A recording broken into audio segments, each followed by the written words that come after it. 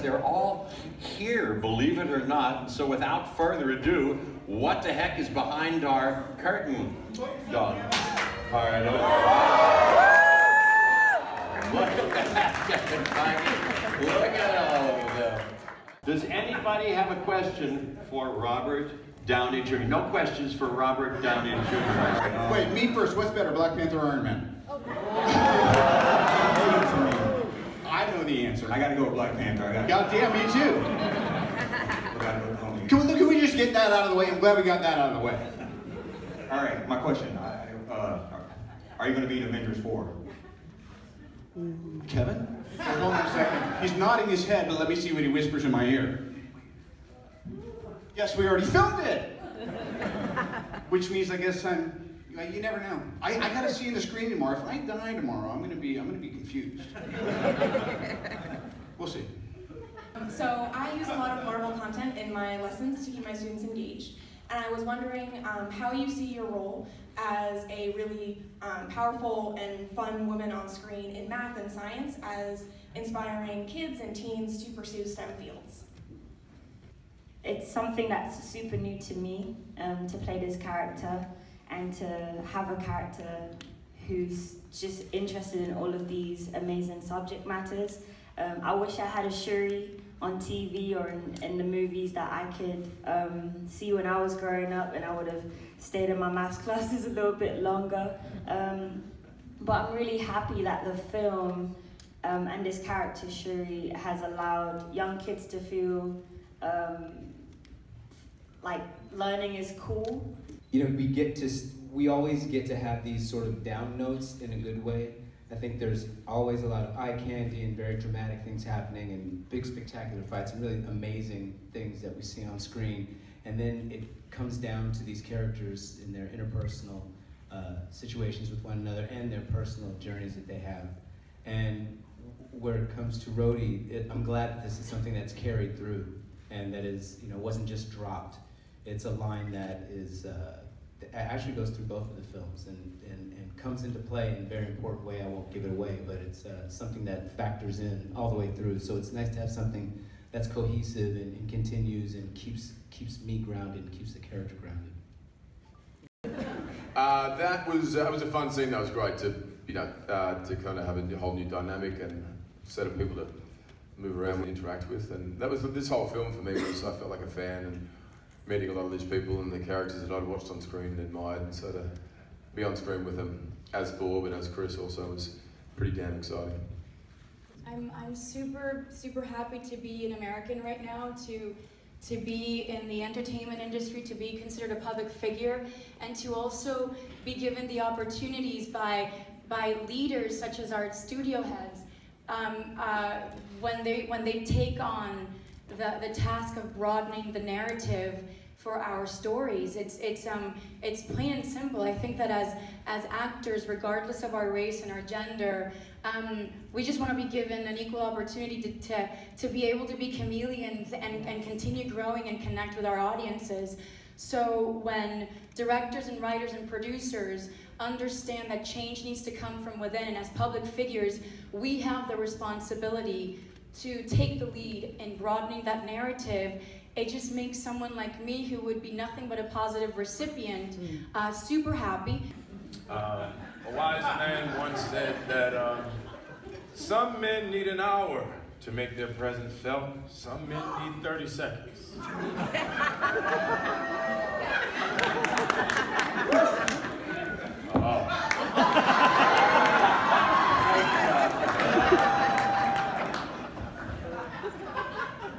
Being a person of the color purple and being naked on the set the whole time I was doing this in order to create a vibe of fear. I really thought that I scared everybody, but apparently not. Was there somebody I was impressed by? Oh, Anthony Mackie. Strangely enough, it only took 25 seconds for me to be incredibly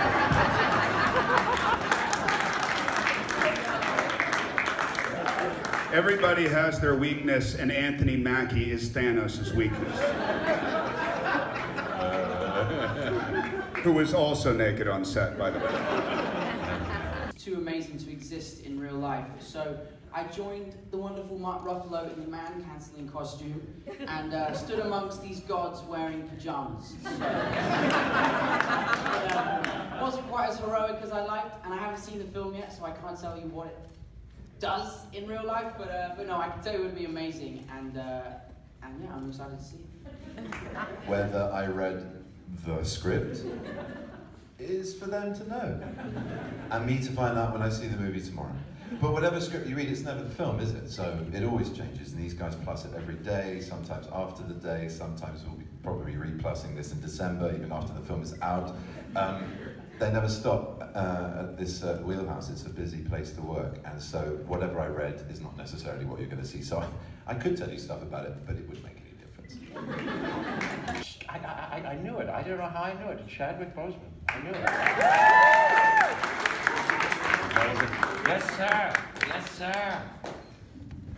Hi, Chadwick. I know we have to wait a long time for Black Panther 2, but how much of Avengers Infinity War is at least Black Panther 1.5?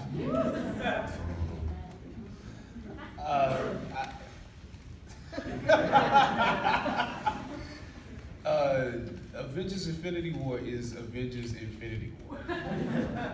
It's not Black Panther 1.5 or Black Panther 2 or anything like that. I think we have a strong presence within the movie, and it was great to have some of these people, not gonna say who exactly, in Wakanda.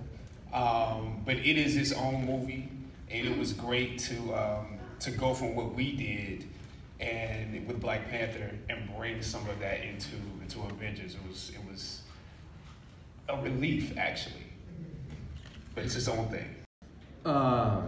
Yeah, well, I mean, I think you definitely see, you know, shades of the old, so to speak, you know, Bucky in this situation. For one thing, I mean, I guess the guy smiles finally, but as far as accepted, you know, I wouldn't necessarily go as far as saying that. I think he's just kind of seeing where his allies are. He's been enjoying the coconut water in Wakanda, and you know, everything else is peachy. I'm wondering if there were any sort of anecdotes that you have from the set that you could possibly tell us. Any of your best moments, best memories playing Vision in any of the Avengers movies. Well, snitches end up in ditches, and all of the best anecdotes are just unsayable. But you know, we've been making these movies for a long time, and we've all been through. It's a really unique experience for actors to get to keep working with the same people again and again and again. We've all gone through real life stuff together. People have had children, people have got married, people have got divorced, you know, I mean, a lot of real life stuff has happened, and we've all become real friends. And I've never been on a set where people choose not to go back to their trailers but hang out on set and make fun of each other, and it's been a real privilege. So thank you guys. Hi Chris, I was just wondering how it feels for Star-Lord, for Peter Quill, to be seeing Earthlings for the first time in almost 30 years. Oh.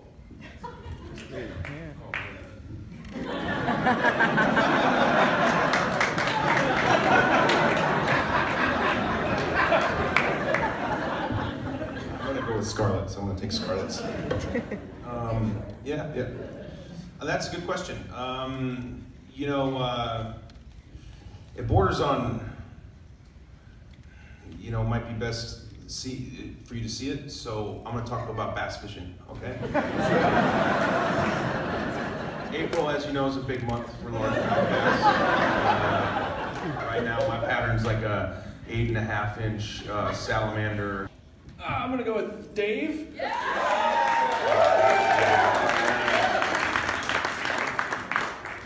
I'm not sure there's too many people who want to kill Thanos more than Drax.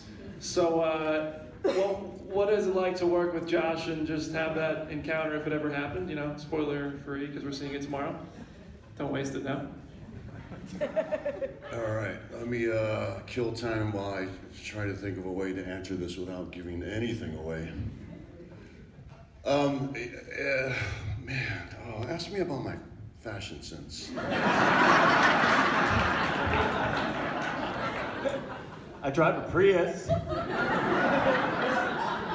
hate my life so much right now. I wear hemp shoes.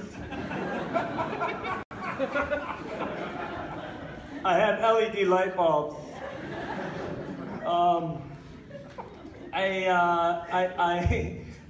try not to be, that one person who's always going on about an issue, but I can't help myself. I think more than anything, I've tried to use my time outside of the movies to make my friends know that it's safe to speak out about the things they care about, and that it's important for them, and that it's actually enriching as an artist. And no matter what that thing is, whether it's environmental issues or social justice issues or equality issues or education or all the really wonderful things there are to do today in front of us. And in that way, I feel like I could be the most impactful with this gift that I've been given of sitting up here with these tremendously talented people.